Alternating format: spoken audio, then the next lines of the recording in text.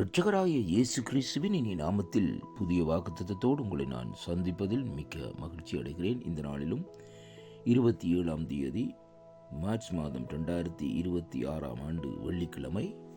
இந்த காலை வேளையிலும் கர்த்தருடைய வார்த்தை இந்த நாட்களில் இப்படியாக சொல்லுகிறது. தானியேலின் புத்தகம் 6வது அதிகாரம் 16வது வசனத்தை வாசிக்க கேட்போமாயிருந்தால் கர்த்தருடைய வார்த்தை சொல்லுகிறது. அப்பொழுது ராஜா கட்டளையிட அவர்கள் தானியேலை கொண்டு வந்து அவனை சிங்கக்கவியிலே போட்டார்கள். ராஜா தானியேலை நோக்கி, நீ இடைவிடாமல் ஆராதிக்கிற உன் தேவன் உன்னை தப்புவிக்க வல்லவராயிருக்கிறார், தப்புவிப்பார் என்று சொல்லி இந்த வார்த்தை இந்த நாட்களிலே சொல்லுகிறதை பார்க்கிறோம். அன்பு பிள்ளைகளே, இன்றைய நாளிலும் மற்ற ஜனங்கள், நம்மை சூழ்ந்திருக்கிற ஜனங்கள் நம்மேலே குற்றங்களை சாட்டி நம்மை ஒடுக்க வேண்டும், நம்மை இந்த நாட்களிலே அழித்து போட வேண்டும், நம்மை நிர்மூலமாக்கி போட வேண்டும், நம்முடைய குடும்பங்களை இந்த நாட்களிலே சிதறடிக்க வேண்டும் என்று சொல்லி இந்த நாட்களிலே அவர்கள் நினைத்து தீர்மானித்து சில காரியங்களை இந்த நாட்களிலே நமக்கு செய்வார்களாக இருந்தால், ஒரு காரியத்தை நாங்கள் அறிந்திருக்க வேண்டும். ஆண்டவரை நாங்கள் சொந்த இரட்சகராக ஏற்றுக்கொண்டு ஆண்டவரை நாங்கள் ஆராதிப்போமா இருந்தால், ஆண்டவர் எப்படிப்பட்ட சூழ்நிலையிலும் நம்மை இந்த நாட்களிலே தப்புவிக்க வல்லவராக இருக்கிறார் என்று சொல்லி இன்றைக்கு இந்த வார்த்தையிலே பார்க்கிறோம். இந்த வார்த்தையிலே பகுதியை நாங்கள் பார்ப்போமா இருந்தால், அங்கே வேதம் சொல்லுகிறது, நீ இடைவிடாமல் ஆராதிக்கிற உன் தேவன் உன்னை தப்புவிக்க வல்லவராக இருக்கிறார். அருமையான கர்த்தருடைய பிள்ளைகளே, இடைவிடாமல் ஆராதிப்பது என்றால் என்ன? அதனுடைய வார்த்தையை நாங்கள் சற்று பார்ப்போமா இருந்தால், இங்கே வேதத்தில் சொல்லப்படுகிற காரியம், தானியேல் அங்கே தேவனை எத்தனை தரம் ஆராதித்தார் என்பதை தான் இன்றைக்கு நாங்கள் பார்க்க வேண்டும்.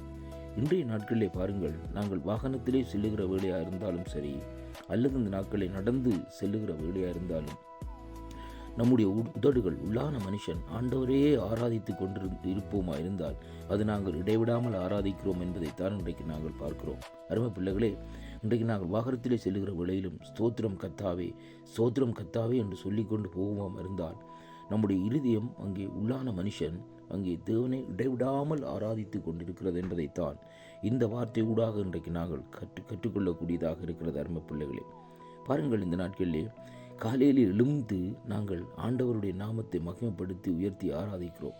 அதற்கு பின்பாக நாங்கள் எங்கு செல்லுகிற வேலை என்றாலும் அங்கே ஆராதிக்கிறோம்.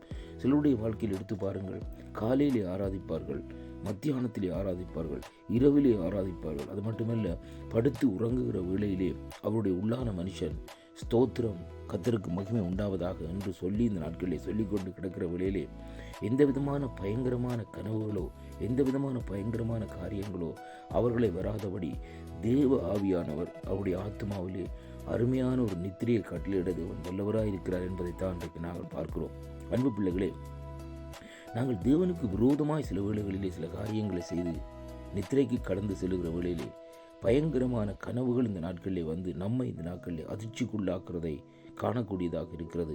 அருமை பிள்ளைகளே, ஏனென்றால் நாங்கள் அந்த ஜீவனுள்ள தேவனாகிய கர்த்தரை, நம்மை இரட்சித்த இரட்சகரை இடைவிடாமல் நாங்கள் ஆராதித்து கொண்டு நம்முடைய இருதயத்திலே இந்த நாட்களிலே தொடர்ந்து சொல்லிக் கொண்டிருப்போமா இருந்தால், நம்மை ஜலப்பிரவாகரம் சூழ்ந்தாலும், நம்மை இந்த நாட்களில் எந்த கட்டுக்கள், நெருக்கங்கள், துன்பங்கள் சூழ்ந்தாலும் அதிலே இருந்த நாட்களில் தேவன் நம்மை தப்புவிக்க வல்லவராக இருக்கிறார் என்பதைத்தான் இன்றைக்கு நாங்கள் பார்க்கிறோம். அருமையான கர்த்தருடைய பிள்ளைகளை, அப்படியானால் தேவனை என்றைக்கு ஆராதிக்கிறோமோ, ஆராதிக்கிற வேளையிலே நம்முடைய கட்டுக்கள் அவ்வளவு நுகங்கள் உடையும், அங்கே நம்முடைய சிறையிருப்புகள் மாறும், நம்முடைய குடும்பத்திலே ஒரு சமாதானம், விடுதலை உண்டாகும் என்பதைத்தான் இந்த வார்த்தை ஊடாக நாங்கள் இன்றைக்கு கற்றுக்கொள்ளக்கூடியதாக இருக்கிறது. பவுலும் சீலாவும் தேவனை ஆராதித்தார்கள், கட்டுக்கள் மத்தியிலே விடுதலையை பெற்றார்கள். அருமையான அன்பு பிள்ளைகளே, அதே வேளையிலே பேதுரு சிறையிலே இருக்கிற வேளையிலே அந்த பேதுருவுக்காக நாட்களிலே அவருடைய ஜனங்கள் ஜெபித்தார்கள், விடுதலையை பெற்றார்கள். அதே போல் இன்றைக்கு நாங்களும் இந்த ஜீவனுள்ள தேவனுடைய நாமத்தை மகிமைப்படுத்தி ஆராதிப்போமா? அப்படி ஆராதித்தால் நம்முடைய குடும்பத்துக்குள்ளே ஒரு விடுதலை வரும், நம்முடைய பிள்ளைகளுக்குள்ளே ஒரு விடுதலை வரும், நமக்குள்ளே ஒரு சமாதானம் வரும் என்பதைத்தான் இந்த வார்த்தை ஊடாக இன்றைக்கு நாங்கள் பார்க்கிறோம். அதைத்தான் இந்த இடத்திலே ராஜா சொல்லுகிறார். சிங்க கவியிலே போட்ட வேளையிலும் அங்கே தானியேலை பார்த்து சொல்லுகிறார், தானியேலே, நீ இடைவிடாமல் ஆராதிக்கிற உன் தேவன் உன்னை தப்புவிக்க வல்லவராயிருக்கிறார். அன்பு பிள்ளைகளே, நாங்கள் இன்றைய நாட்களில் இந்த வார்த்தையின்படி நாட்களை இடைவிடாமல் அந்த ஜீவனுள்ள தேவனை ஆராதிப்போமா?